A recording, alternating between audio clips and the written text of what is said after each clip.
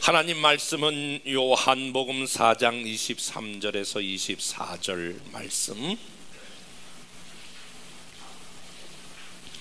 아버지께 참되게 예배하는 자들은 영과 진리로 예배할 때가 오나니 곧 이때라.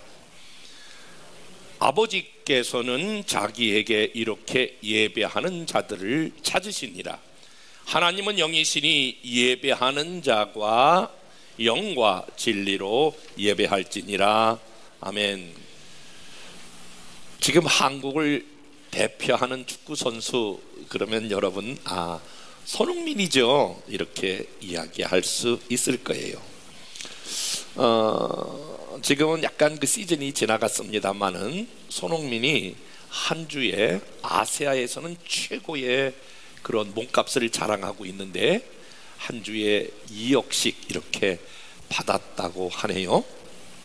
손흥민 선수가 이 축구 선수로서 이렇게 아시아에서의 최고와 월드 클래스가 될 수 있었던 유일한 비밀 하나가 있었는데, 그것은 아버지의 독특한 훈련 방법이기 때문에 그렇다라고 하는 거예요. 아버지 손정욱 감독은 아들을 훈련시킬 때에 이와 같은 방법으로 훈련시켰다고 그래요. 먼저 그가 초등학교 2학년 때에 축구를 시작해서 중학교 2학년 때까지 일단은 시합에, 게임에 한 번도 내보내지 않았다는 거예요. 그리고 매일매일 6시간에서 10시간씩 반복 훈련을 시켰는데, 그 리프팅이라고 하는 훈련을 시키는 거예요. 리프팅이라고 하는 훈련은 선수가 공을 발로 이렇게 계속 차서 앞으로 올리는 거예요. 그래서 축구 선수와 공과 밀착하게 하는 아주 자유자재로 이렇게 연습을 해서, 전문적인 용어로 말해볼까요? 축구 선수와 공이 이렇게 하나가 되는 이런 훈련을 시켰다라고 하는 거예요. 지금도 이런 전체적인 리그에 참석하고 나면 반드시 그 아버지는 그 손정인 선수를 이제 그와 같은 훈련으로 다시 몸을 이렇게 재다짐하고 훈련시킨다라고 하는 거예요. 다시 말씀을 드리면 바로 이 손흥민 선수는 기본에 충실했다라고 하는 거예요. 공부를 잘하는 사람들의 특징이 있는데, 그 특징인 사람들은 영어와 수학을 어릴 때부터 기본적으로 잘 하는 거예요.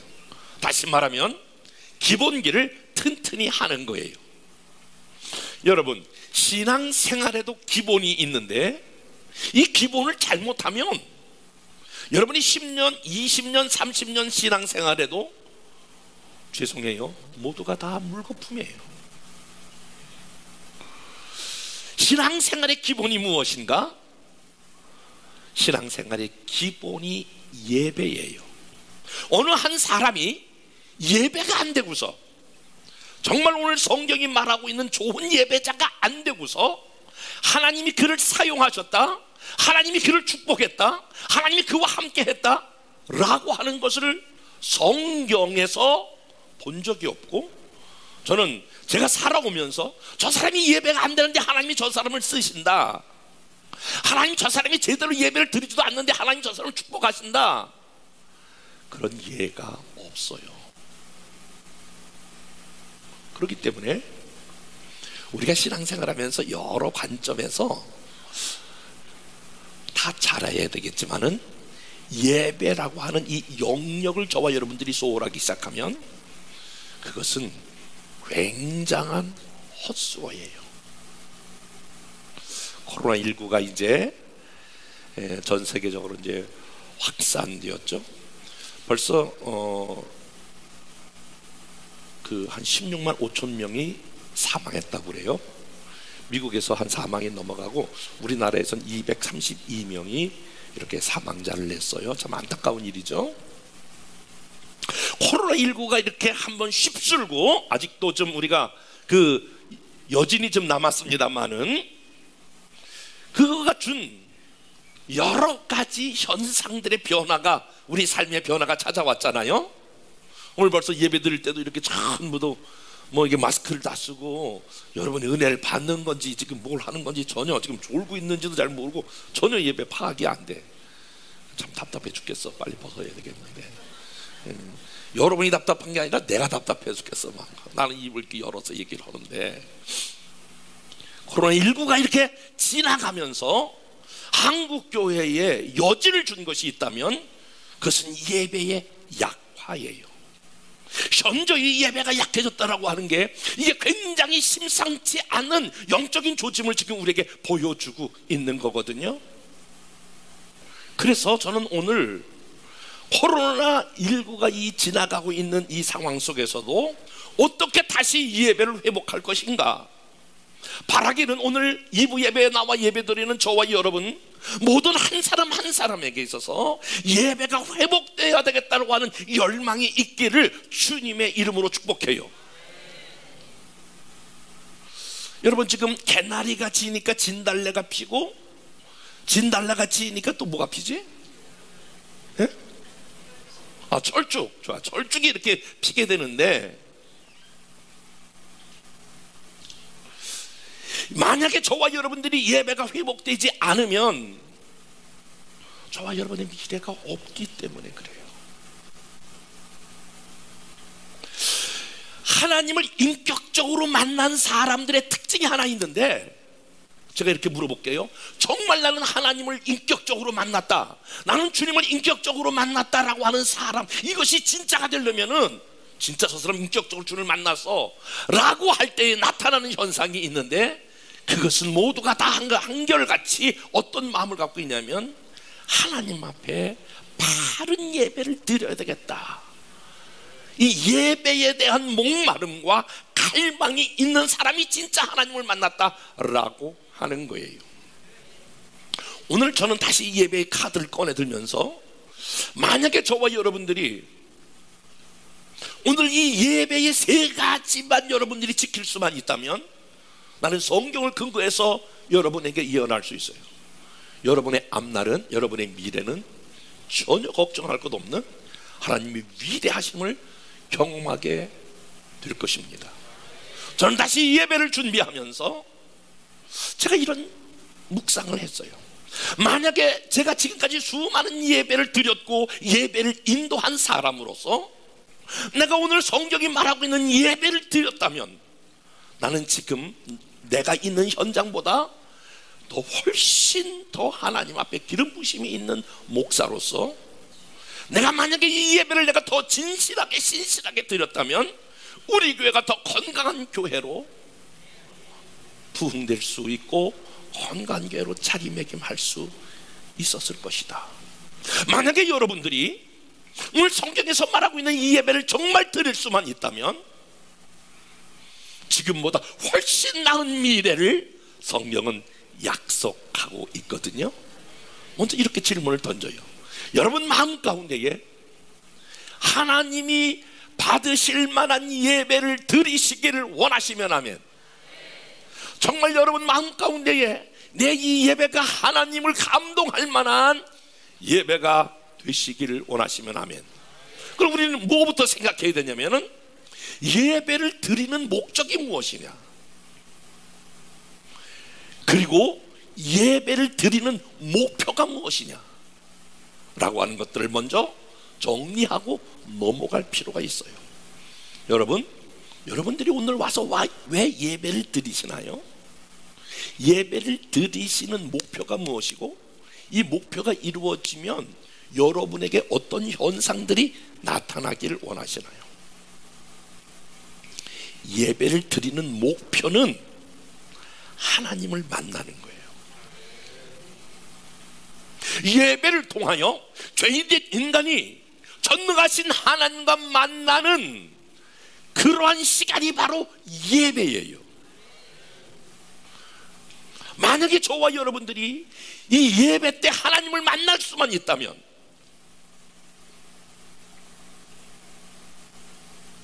저와 여러분의 인생은 완전히 달라집니다. 저는 가끔 이런 페이스북이나 이런 SNS에서 사람들이 이렇게 다른 사람과 찍은 사진들을 이렇게 올리거든요. 조금 괜찮은 사람들, 자기보다 더 나은 사람들, 뭐 정치력이 있는 사람들, 괜찮은 사람들 자꾸 이렇게 찍어서 내가 이 사람 잘 알고 있어요. 이 사람하고 친해요. 이 사람이 내게 이런 도움을 줄 수 있어요. 이렇게 친밀감을 과시하잖아요. 왜 그럴까요? 실제로 그 사람이 그런 능력이 있기 때문에 그래요. 근데 정말 살아계신 하나님, 영원전부터 영원까지 계시고 인간의 생사화복을 홀로 주관하시고 역사의 주인 되신 이 하나님이, 내가 이 하나님을 만날 수만 있다면, 내가 이 하나님의 지원을 받을 수만 있다면, 아멘 해봐요. 내가 이 하나님을 만날 수만 있다면, 이 하나님의 도움을 받을 수만 있다면 여러분의 인생이 끝나는 거 아니겠습니까? 사실. 그래서 우리의 목표는 성경이 말하는 그 방법대로 전심전력하여 이 예배 때 하나님을 만나는 거예요. 하나님을 만나면 그 사람이 하나님께 영광을 돌리게 돼요. 성경은 우리들에게 이사야 43장 21절에 이 백성은 나를 위하여 지었나니 나를 찬송하게 하려 함이라. 하나님을 만난 사람 모두가 다 하나님이 얼마나 위대하신 분인가 그분을 드러내고 그분을 나타내고 그분을 찬송하게 돼 있어요. 막 입을 열었다 하면 내가 만난 하나님. 한번 여러분 생각해 보세요. 여러분들이 대통령을 만나고 왔다고 생각해 보세요. 막 계속 얘기할 거려. 제 친구 중에 하나가 참 재밌죠? 신학을 하고 이 송파 지역에 그 전에 그 국회의원으로 출마를 했어요. 동기인데. 근데 그 친구는 계속해서 동기들 만날 때마다 자기 청와대 들어갔다는 얘기를 하는 거야.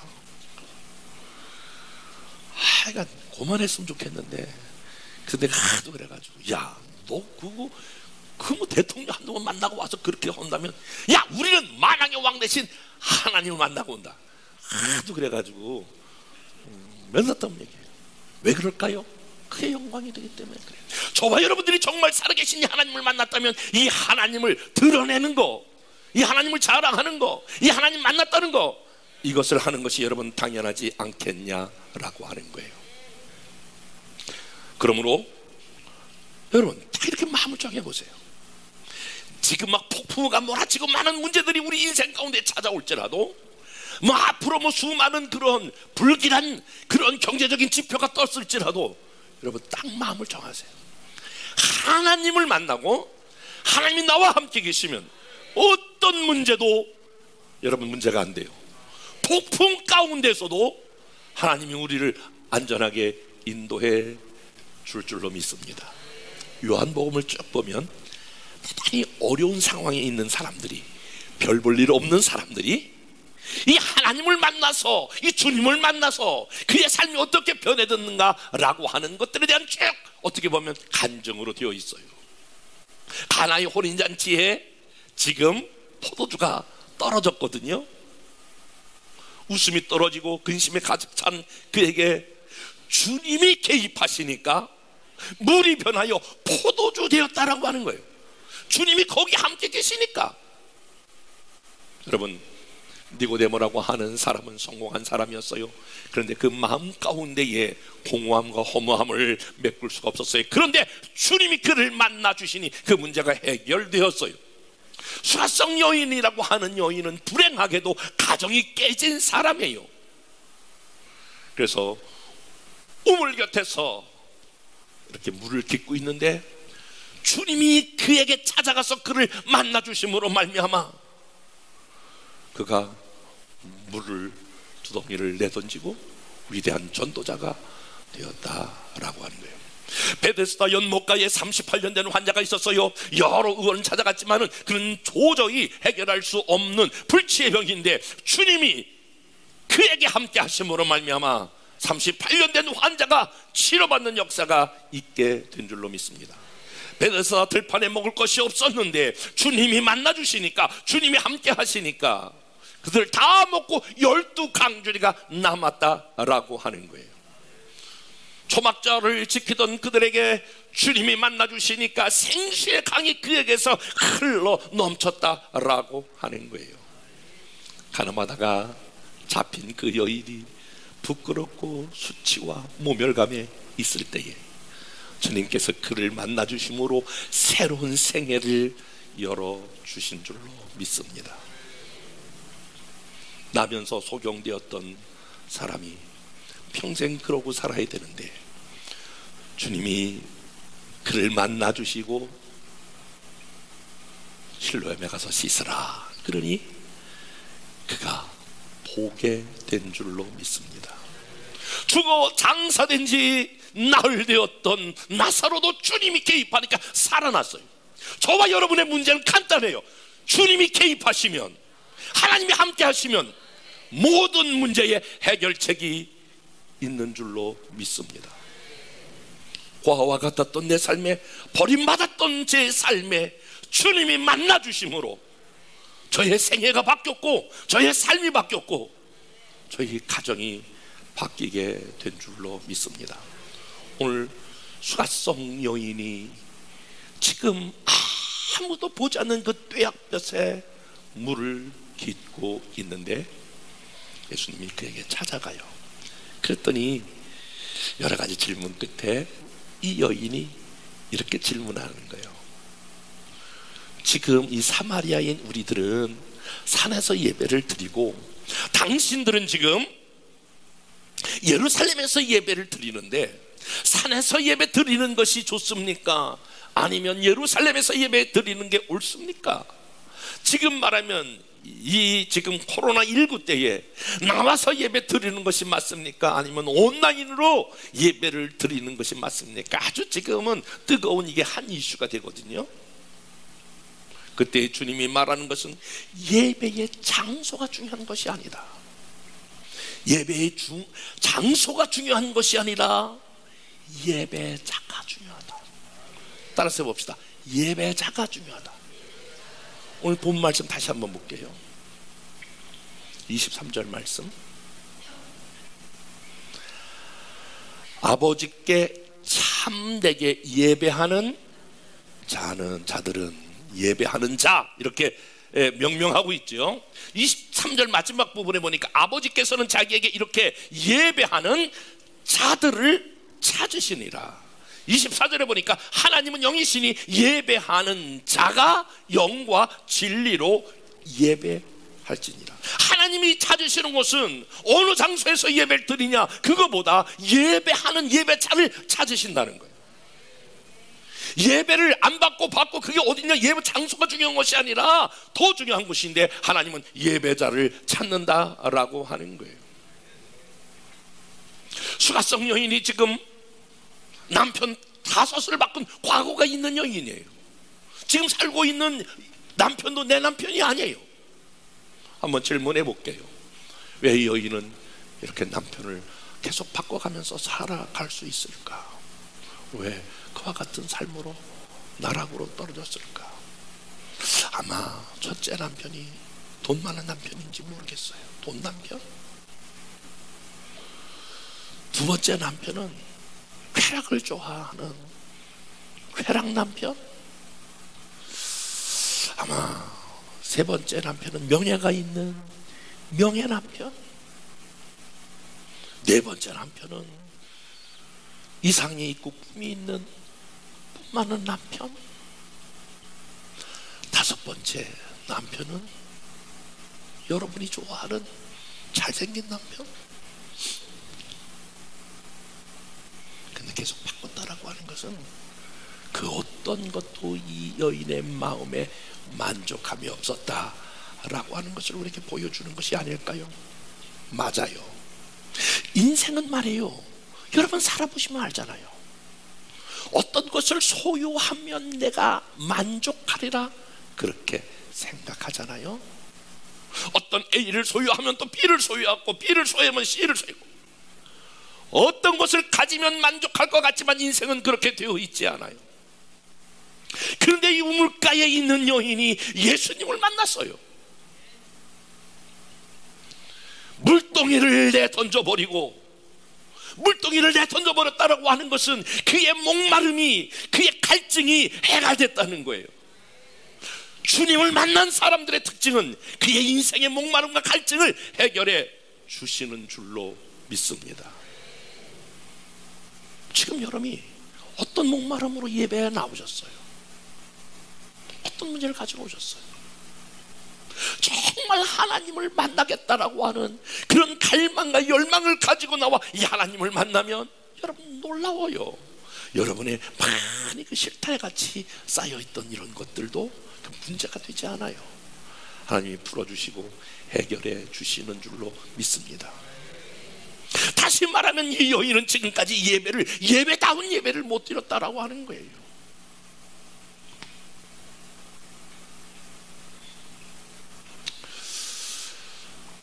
인생에서 가장 중요한 것이 무엇일까?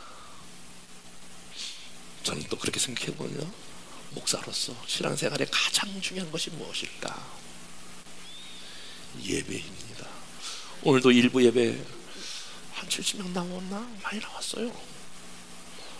막 어느 분이 막 예배 시간에 얼굴을 파묻고, 제가 여기 앉았는데 흐느끼다가 울다가 나중에 보니까 얼굴이 이렇게 바뀌어서 가시더라고요.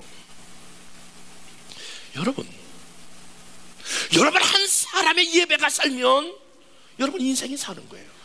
여러분 한 사람 예배가 살면 여러분의 가정이 사는 것이고, 여러분 한 사람의 예배가 살면 여러분 교회가 사는 거예요. 이 한국 교회의 미래가 여러 가지, 여러분 정치, 경제, 문화 다 희망을 걸 수 있지만, 아니, 한국 교인들이 예배가 살면 저는 한국 소망이 있다고 믿어요. 코로나19 우리나라의 여러 가지 정치적 대응을 잘했겠죠. 그러나 목사의 한 사람으로서 이 코로나19를 향하여 수많은 그리스도인들이 모여서 335 모여서 여러분 기도한 결과라고 우리가 생각해 볼 수는 없을까요? 그렇게 하는 건 너무 목사님 너무 꿈입니다, 망상입니다, 이렇게만 대답할 수 있을까요?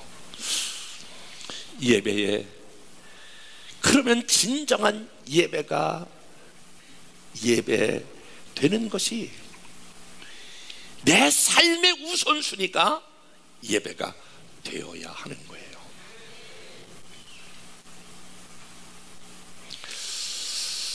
A.W. 토저라고 하는 유명한 학자는 이렇게 말하고 있어요. 한번 따라서 해볼까요? 예배의 실패가 인생의 실패고, 예배의 승리가 인생의 승리다. 좀 우리가 마스크 썼지만 한번 해볼게요. 예배의 실패가 인생의 실패고, 예배의 성공이 인생의 성공이다. 한번 해보실까요?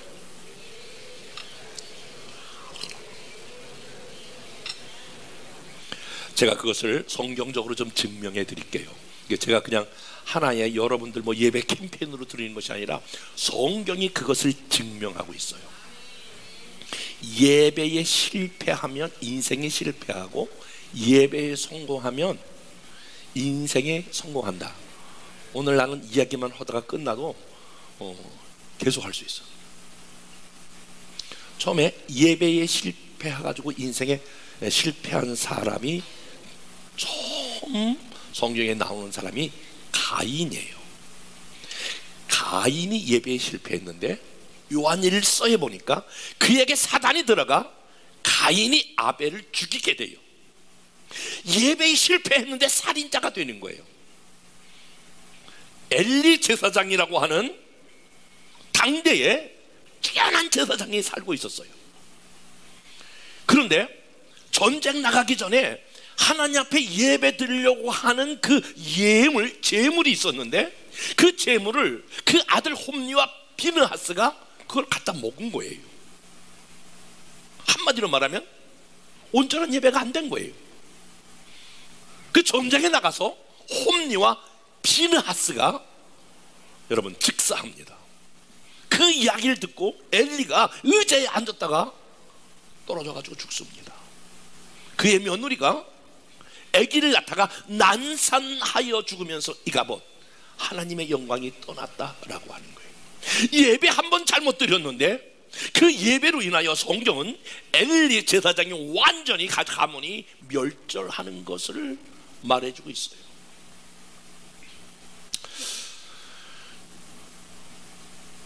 여러분, 성경에 초대왕 사울이 있잖아요. 사울이 2번 예배에 실패해요. 그것 때문에 사울이 왕위에서 폐위돼요. 예배가 여러분 간단한 게 아니에요. 예배 시간 나와 앉았다고 예배하는 게 아니란 말이에요. 전쟁에 나가게 될 때에 이 예배의 집례를 누가 하냐면은 사무엘이라고 하는 제사장이 와서 집례해야 되는데 적군들은 자꾸 쳐들어오는데 사무엘이 안 나타나는 거야. 이거 봐라. 왜 안 오지? 왜 안 오지? 빨리 와서 우리가 예배를 드리고 전쟁에 나가야 되는데 사무엘이 예배를 집례해야 될 책임이 있는데 안 오는 거예요. 그러니까 그가 대신 혼자 사울이 예배를 집례하는 거예요. 예배의 원칙에서 떠난 거예요. 하나님께서 너는 내게 묻지 아니하는 거로 내가 너를 내 왕에서 패했다. 그리고 사울이 전쟁에 나갔을 때에 전쟁에 나가면 모든 짐승들 이런 걸 다 진멸하라고 그랬거든요. 완전히 불살로 없어해라. 그런데 거기서 양을 끌고 오는 거예요. 왜 끌고 오니까 하나님 앞에 예배 드리려고 끌고 온다는 거예요. 이렇게 자꾸 예배 원칙에서 엇박자가 나는 거예요. 그러니까 그 대단한 사울 왕도 하나님이 버려보시는 거예요. 여러분, 구약성경 마지막 성경이 뭐죠? 말라기라고 그래봐. 구약성경 마지막이 뭐죠? 어떻게 이렇게 잘하죠? 말라기에 보면 이스라엘 백성들이 하나님 앞에 옛날에는 그 제사 드렸잖아요. 제사 드리는 게 너무 범패스러워, 귀찮아, 뭐 복잡해. 그러니까 자꾸 대충 예배를 드려. 그래서 원래 정결하고 흠이 없는 이런 양을 드려야 되는데 절고 눈 멀고 이런 대충의 것을 가지고 하나님 앞에 올라와 제물로 드리는 거예요. 그때에 말라기가 이렇게 얘기해요. 너 지금 드린 걸 가지고 너희 총독에게 드려봐라. 그것을 기뻐할 것인가? 여러분, 우리가 예배할 때 집중해야 될 것이 있는데 우리의 지금 이 예배를 드리는 것을 예배를 받으시고 보시는 분이 있다는 거예요. 이게 선물로 지금 우리가 선물로 최고의 것으로 지금 하나님께 지금 예배를 지금 드리는 거거든요. 아멘. 여러분이 선물을 받아보셨겠지만 선물 받을 때 어떤 건 굉장히 감동이 되지만 이런 것도 있어요. 여러분 그렇게 많지 않고 저에게도 많지 않은데 미안해요. 그 사람을 어떻게 알고 이걸 선물로 보냈어? 그것은 선물이 좋으냐 나쁘냐 그런 의미를 담고 있는 게 아니에요. 이거 지금 나를 뭘 알고 선물했어? 그거는 성의가 없다는 거예요. 여러분, 그런 경우가 없을까요? 세계도 한두 번 있어요. 야, 이거 선물하지 말지. 미안해요. 까탈스럽게 군다는 그런 얘기가 아니에요. 마음이 없거나 그 굉장히 인격적인 그런 해를 주는 그런 선물도 있어요. 지금 말라기에 보면 이스라엘 백성들이 하나님 앞에 예배를 드리는 제물을 드리는데 그게 막 복잡하고 힘들고 귀찮으니까 대충 예배를 드리니까 하나님께서 그 백성들 가운데 침묵하기 시작했어요. 400년 동안 침묵이 흘렀죠. 그리고 세례 요한이 나타나서 말씀을 외치게 될 때에 AD 70년 타이투스라고 하는 장군이 이스라엘 나라를 전멸하게 됩니다.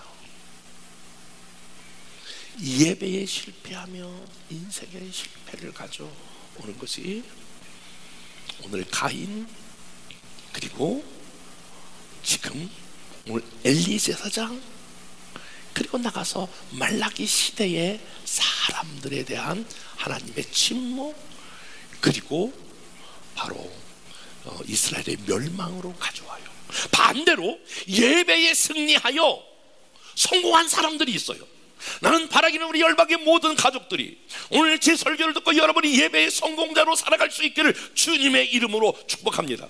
이게 왜 그러냐면 하나님과 지금 연결되어 있기 때문에 그래요. 하나님께 지금 드리는 것이기 때문에 그래요.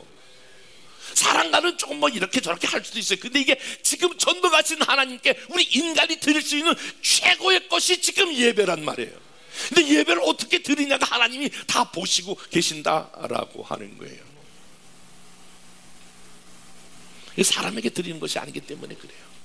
찬양도 그렇고 기도도 그렇고 우리가 너무 사람들을 의식해서 그러는데 이 모든 것이 지금 하나님이 예배를 받으시는 분이시기 때문에 그렇다라고 하는 거예요. 다시 한번 여러분, 오늘 여러분들이 예배의 성공자로 설 수 있기를 주님의 이름으로 축복해요. 성공자, 예배의 성공자 첫 번째가 바로 노아예요. 노아의 8 식구, 그가 경건하고 신실하여 예배자로 살다가 구원의 방주 가운데에 그를 보호받게 돼요. 1년 열흘 만에 방주 밖으로 나오잖아요. 제일 먼저 한 일이 있는데 그게 예배한 거예요. 여러분, 그 홍수가 쓸고 간 그 지역이 정말 하나 뼈약볕에서 빛을 가릴 만한 것도 없고 그야말로 아무것도 없는데 임시거처를 마련하고 거기서부터 뭐 예배를 드린다라고 했을 텐데 노아는 먼저 우선순위를 예배에 둔 거예요. 이것저것 하다가 여러 가지 중에 하나 초이스해서 예배 드리는 게 아니고, 예배의 성공자들은 예배가 우리 삶의 우선순위가 되는 거예요. 신앙의 우선순위가 예배가 되는 거예요. 노아가 그와 같이 해서 방주에 들어갈 때에 정결한 7상 부정한 것들 들어갔는데 정결한 그러한 짐승들을 꺼내어 왜 그것을 거기에다가 두었냐면은 하나님 앞에 예배하기 위해서예요. 여러분, 애굽에서 이스라엘 백성들이 종살이 할 때에 모세가 바로에게 찾아가 내 백성을 달라고 말할 때, 내 백성을 보내달라고 말할 때 뭐라고 말씀하냐면은 내 백성으로 하여금 이제 광야에서 희생제물을 드리게 해달라. 희생제물을 드린다라고 하는 말은 예배 드리게 하기 위해서 지금 내 백성을 보내달라라고 하는 거예요. 그냥 단순히 애굽에서 건져 나오는 게 아니라 예배하고 싶다는 거예요. 하나님께서 이스라엘 백성들에게 지금 예배를 드리기 위해서 그리로 지금 인도하는 것을 보게 돼요. 더 나가서 여러분, 시내산에서 여러 가지 그러한 그 율법을 주시는데 그 율법의 목적이 바로 무엇이냐면은 바른 예배를 드리게 하기 위해서예요. 여러분 잘 아시는 대로 북이스라엘 때 아합 왕과 바알신과 아스타롯을 섬기는 일들이 창궐할 때에 갈멜산에서 영적 전투가 벌어질 때에 엘리야가 어떻게 이깁니까? 엘리야가 하늘에서 불이 내려온 줄로 믿습니다. 하늘에서 불이 내려올 때에 어떻게 내렸냐면 무너진 단을 수축하고 그곳에 단을 쌓아서 예배했다라고 하는 거예요. 무너진 단, 예배를 회복하고 하나님 앞에 예배 드렸더니 하나님께서 불을 내려 그 가운데서 전투에서 승리하게 된 줄로 믿습니다. 느헤미야가 바벨론에 포로 생활했지만 이제 왕의 아들 사스다 왕의 허락을 받아서 재건할 때가 있거든요. 성을 재건하는데 52주 만에 전체적인 성벽을 재건합니다. 그런데 첫 번째 성벽을 재건할 때에 양문이라고 하는 그 문을 재건합니다. 여러분, 양의 문, 베데스다 연못가에 있었던 양의 문, 양의 문이라고 하는 것은 예루살렘에서 제사 지를 때에 양들이 들어가는 문이에요. 그러니까 느헤미야가 성을 재건할 때 첫 번째 재건한 게 뭐냐면 양문이에요. 양이 들어가도록, 다시 말하면 예배가 먼저 회복된 다음에 성을 지은 거예요. 사랑하는 여러분, 여러분의 삶의 예배가 첫 번째가 될 수 있기를 주님의 이름으로 축복합니다.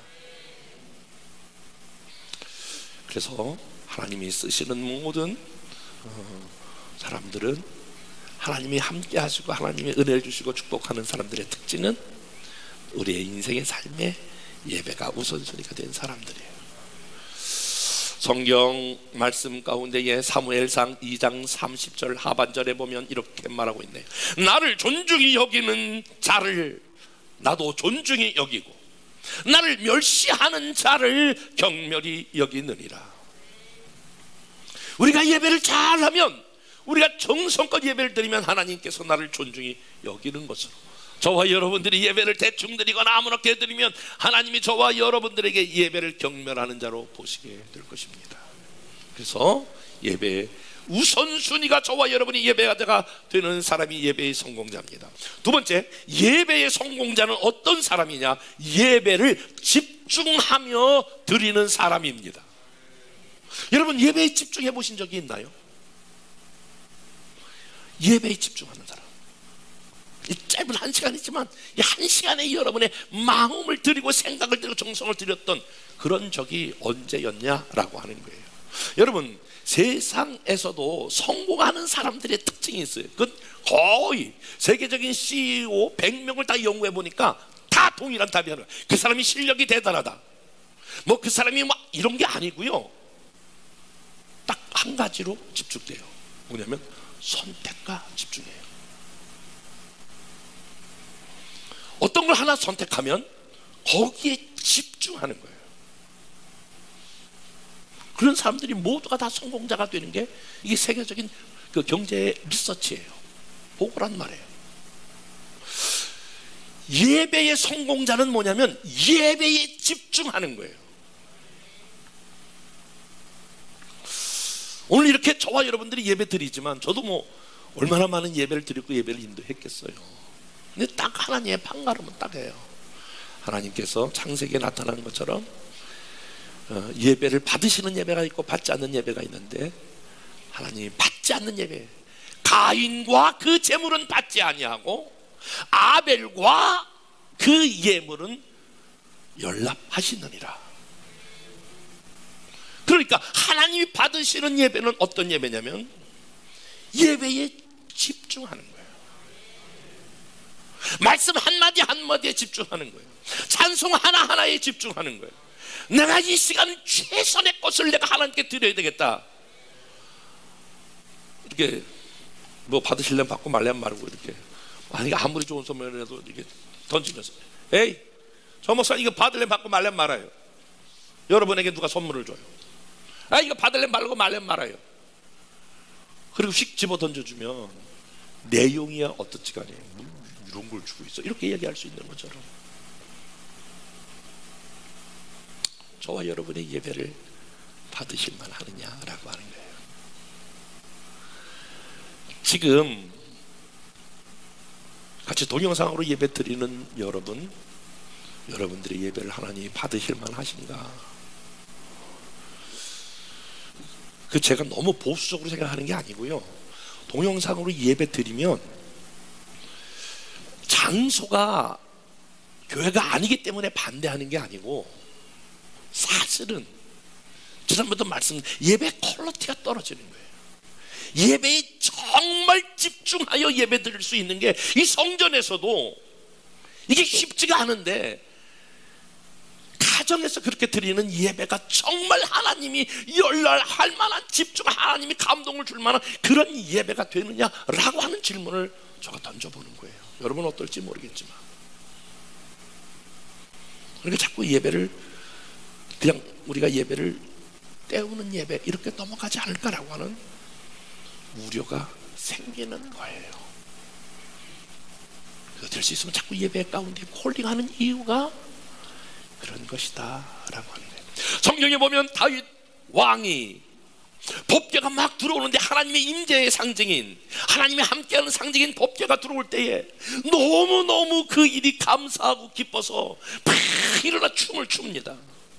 이야, 법궤가 다시 돌아온다, 하나님이 우리와 이제 함께한다. 막 춤을 추는데 바지가 내려가는 것도 모르는 거예요. 사람들은 야, 저 왕이 돼가지고 저렇게 법궤가 들어 자기 바지도 내려가는지도 모르고 내 비웃을지 모르지만 하나님은 그 모습을 본 거예요. 이렇게 나를 기뻐하고 하나님이 함께하는 것을 즐거워하는 다윗을 내 마음에 만나니 내 마음이 저를 내가 마음에 합한 자로다. 저는 이런 소망을 가지고 있어요. 저도 그렇고 여러분들도 그렇고, 하나님을 감동시킬 만한 예배. 아니, 그냥 다 내려놓고 여러분이 정말 예배다운 예배를 드린 적이 언제였나요? 소망하기는 저와 여러분이 이 예배에 집중하여 내 에너지를 드리고 내 생각을 드리고 내 마음을 드리고 이 중심을 들여서 하나님이 내 예배를 기뻐 받으신다라고 하는 것을 여러분, 저와 여러분이 스스로 느낄 만한 그런 예배가 될 수 있기를 주님의 이름으로 축복해요. 예배에 집중하셔야 돼요. 여러분, 그거 아세요?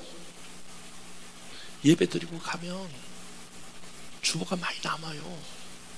주보에 보면 별별 낙서가 다 있어요.